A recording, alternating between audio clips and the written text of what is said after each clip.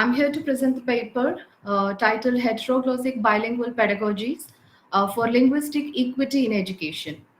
This paper is a review of heteroglossic bilingual pedagogies, the current trend in bilingual education, and in recent times, the efficacy of conventional bilingual pedagogies and the perception towards language use have been questioned by linguists. And the recent research on bilingualism reveals that bilingual speakers' language use is drawn from their whole linguistic repertoire and they negotiate between languages according to their communicative needs. And in this paper, bilingualism and bilingual education is viewed through Mikhail Bakhtin's heteroglossal language ideology. Bilingual education has always been an extremely controversial topic of discussion, and the perception towards bilingualism has been constantly changing. The current trend in the field of language education is taking a drastic turn from traditional notions of language to new, innovative, and diverse approaches. In recent times, the conventional beliefs on the bilingual education have been reimagined by the sociolinguists and language scholars as diverse language ideologies and practices are emerging to address the inequity and social injustice in educational context. Diverse language practices are perceived as a resource than a problem in bilingual or multilingual education these days as a way to adapt to the constantly changing and ever competitive world of the 21st century. Several definitions have been made and have been proposed over the history of bilingualism. Bilingualism can be simply defined as the ability to use two languages, but the degree of language competence that defines bilingualism or multilingualism remains unclear. Bloomfield, he defines bilingualism as a native-like control of two languages. Hogan, he says that a speaker of one language can produce complete, meaningful utterances in the other language, and this is called bilingualism. And Diebold, he suggests that bilingualism is just beginning to understand and utterances in other languages, and not necessarily to produce those utterances. And Weinreich, he defines bilingualism as the practice of alternately using two languages. So to be labeled as a bilingual, what extent must a speaker have proficiency in the two languages is an unanswered question. Thus, defining bilingualism is either too extreme or too loose, and this calls for a more holistic view in defining this notion. The monoglossic view of conventional bilingualism. Bilingual education was an attempt to use two languages as a medium of instruction to equalize the power between the minoritized and the dominant languages. And this language practice has been widely documented since the mid of 20th century.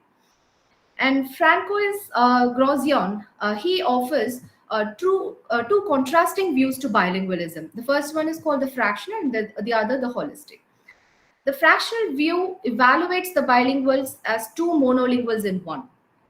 And the second view which is holistic, it argues that bilinguals are not the sum of two complete or incomplete monolinguals, but has a unique linguistic repertoire. Fractional view, it defines bilinguals as the people who have equal fluency, equal proficiency on both languages, and usually they are tested on monolingual norms, and it doesn't take the context into account where the bilingual conversation occurs. And the holistic view of bilingualism, it proposes that a bilingual is an integrated whole. Not two separate monolinguals, two distinct parts. And bilingual is not the sum of two complete or incomplete monolingual, which means balanced or emergent bilinguals. The conventional bilingual pedagogies are based on this fractional view of bilingualism, which views languages as what Garcia calls two bounded autonomous systems. English as a dominant language in education, especially in Indian higher education, holds more weight and power than all the other minoritized languages. The monolingual ideology or restricted bilingualism or the strict language separation policy in education suppress the natural language processing of bilingual students and dampers their meta-linguistic awareness. This results in academic underperformance, linguistic shortcoming, and even self-identity crisis. The conventional bilingual methods include only limited or restricted form of bilingualism in bilingual education, and second language education often uses only the target language for instruction. The conventional bilingual ideologies are now being reimagined to make education a more meaningful and equitable one. This rethinking of bilingual education aims to educate children that stimulates their meta-linguistic and meta-cognitive awareness, which allows them to self-evaluate and express and interact with the world. The natural language practices of bilingual children are now seen as a resource than a problem. UNESCO proposes three principles on language in education. And the principle one, it says that it supports mother tongue instruction as a means of improving educational quality by building upon the previous knowledge, the existing knowledge and experience of the learners and the teachers. And it also supports bilingual or multilingual education at all levels of education, right from early childhood education, as a means of promoting both social and gender equality and as a key element on linguistically diverse societies. And mainly the third principle, which talks about the intercultural education in order to encourage understanding between different population groups and ensure respect of fundamental rights. It talks about educational equality. Since the 1900s, the notion of bilingual education and bilingualism has undergone radical transformations. Different bilingual methods, approaches, models, and strategies are developed and implemented in different educational and social contexts. The immersion bilingual education, it promotes biliteracy with the help of L2 as a medium of instruction. And the maintenance bilingual education model develops the L2 while maintaining their L1. And the transitional bilingual model, which aims to use the L1 in the early educational setting and shift to dominant L2 at the later stages to cope with the mainstream education setting.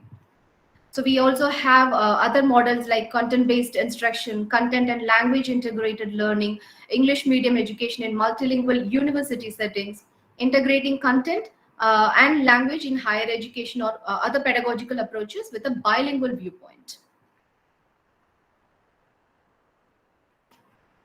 The reimagined bilingual education is a crucial approach that could give us a more sustainable educational future.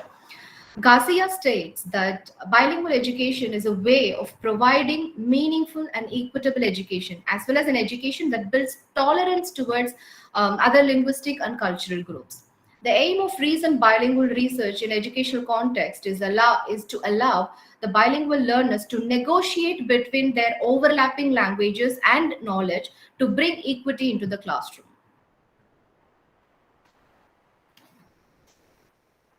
A quick view of heteroglottic language ideology.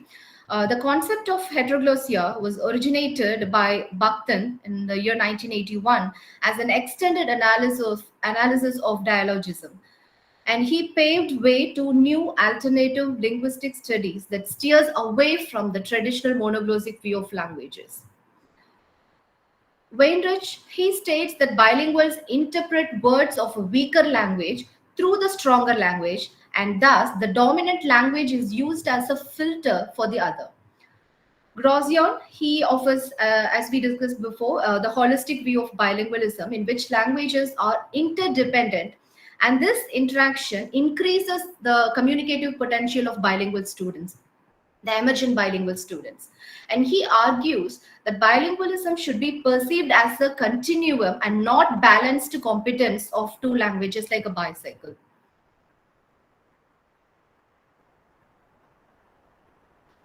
Monoglossia, here's you can see the difference between monoglossia and heteroglossia ideologies. These are the basic differences between the monoglossic and heteroglossic ideology, which views languages either as monoglossic views it as two distinct codes, And heteroglossic, it's a holistic view, which focuses more on the dynamic bilingualism. Another interesting model is a common underlying proficiency. This is also called CUP model. It refers to a cross-linguistic transfer and interdependency of languages. He argues that the cognitive process occurs in a central integrated system, which he calls common underlying proficiency. He has used an iceberg as an analogy to represent the bilingual proficiency, where we can see the tip of the icebergs as two distinct parts, just like the languages L1 and L2, but underneath there is a common space where the icebergs are fused. This common space is where the cognition happens. This is called the unified processing system, also called as common underlying proficiency. He says that the child's second language development depends on the level of proficiency in first language.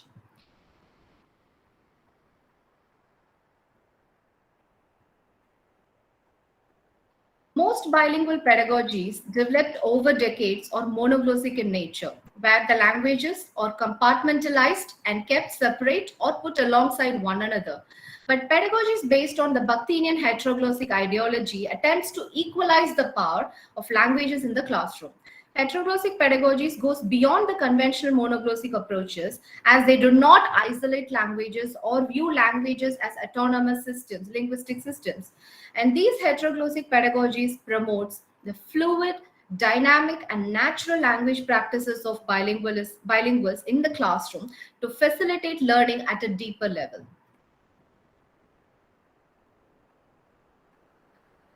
Translanguaging, a heteroglossic pedagogical strategy, has proven to be a very beneficial learning resource, as it allows students to use their home language or languages they prefer in classroom. The preview, view, review strategy uses the languages in a sequential order. The concepts are introduced in the student's home language, and the teacher moves to the language to summarize the key ideas of the lesson. Moves to teach the concept and direct activities in English, and they get back to the home language to summarize the key ideas. And these heteroglossic strategies allow students to make cross-language connections in the classroom. And this results in easy meaning making and deeper comprehension of concepts. The notion plurilingualism, which has received increasing popularity in European education, refer to an individual's use of whole linguistic knowledge to communicate with others according to the situation.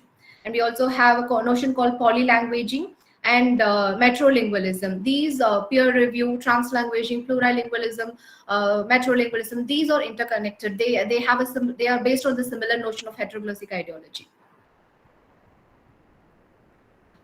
The translanguaging, a heteroglossic pedagogical strategy, is based on the dynamic bilingualism, which gives the students the freedom to choose the language through which they can make sense of the concepts.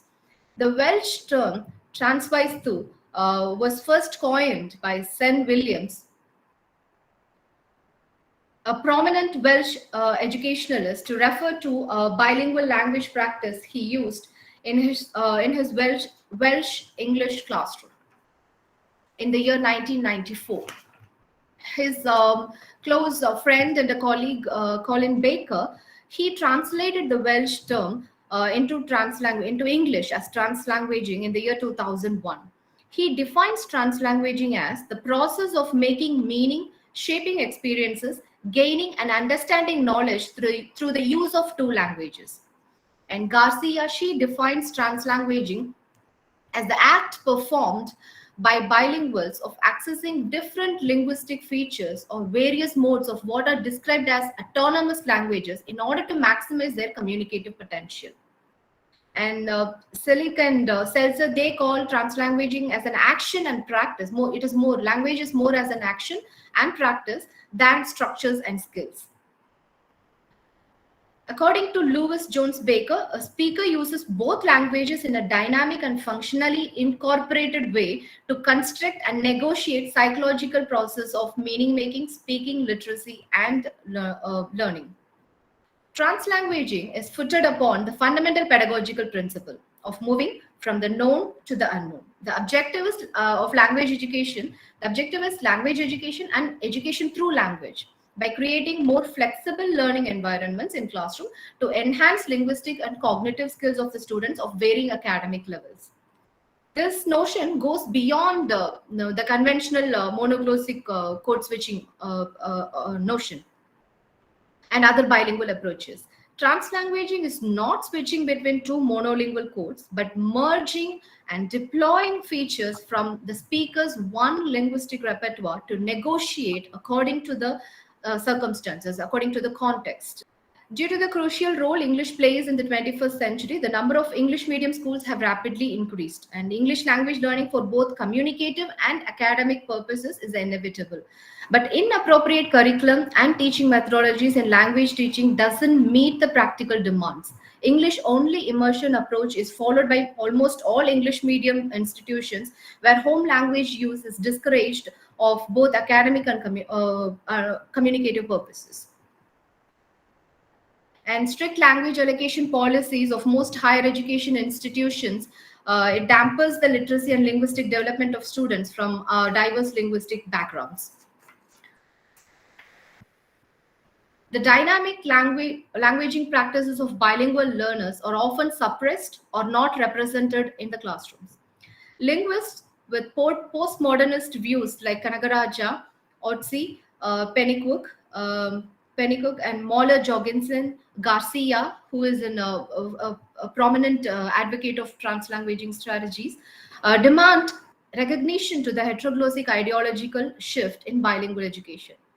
Biliteracy programs should adapt pedagogies that leverage bilingualism as a resource and a right, and the conventional bilingual pedagogies have had its fair run over decades, but has failed to provide productive results to meet the demands of this ever-expanding competitive world. Translanguaging as a pedagogical strategy, it develops linguistic awareness by offering linguistic tolerance and flexibility in classrooms, also boosts emergent bilingual students' self-confidence. This breaks the language hierarchy and helps this emergent bilingual students to have bilingual voice. Pedagogies with heteroglossic ideological perspective like translanguaging allows learners to fluidly use their whole linguistic repertoire and helps them in their academic success. Such tailored pedagogies in education helps to meet the emergent bilingual students' learning needs and have a meaningful education. Science is backing this notion that when a student's native language is used as a scaffold, it helps them in the long-term academic success and also in the development of the target language. Linguistic equity in education in Indian classrooms enable our students to express freely and shape their experience. Translanguaging, a transformative pedagogy, could help us redefine the perceptions towards language learning and challenges of the monolingual paradigm, and that has deeply penetrated in Indian education, and to address the linguistic inequity, and it hopefully establishes social justice in classroom. Thank you. Dr. Rajiv Mahto asks, just wish to understand if you advocate bilingual education in the textbook designing as well. What is the other language you are considering in bilingual education apart from MOI? Yeah. Okay, that would really help. And the National Education Policy, the 2030, the recent one, it also encourages the top educational institutions to take this as a project to produce bilingual texts for higher education, especially in higher education, because when students step into higher education from school, they have the range of the linguistic background is it's crazy. They come from different linguistic backgrounds. So when they are provided with such bilingual or multilingual text, it will really help them in understanding deep, the complex concepts, because higher education is all about extensive reading and complex concepts. They have to learn a lot, and these multilingual text and bilingual text will definitely help them in understanding and comprehend deeper the complex concepts. And for the second question, what is the other language you're considering? The regional language, because our states are defined, we have a regional line, linguistic lines. We are separated by linguistic lines. So I think the the mother tongue, it plays a vital role. The other language, it's optional, but English it plays a major role in higher education. It dominates. And when it comes to mother tongue, we have to produce a lot on mother tongue. The focus should be more on mother tongue. Maybe producing other text languages could be the next step. Right. Thank you for answering that. Saroj Kumar, if you would like to ask the question, you may unmute and ask.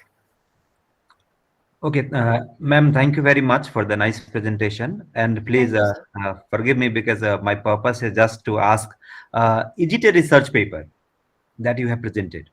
Because you have made so many big, claims, and most of the things based on what other people say. Have you anything concrete to say, whether have you tested the things in Indian classroom system or not?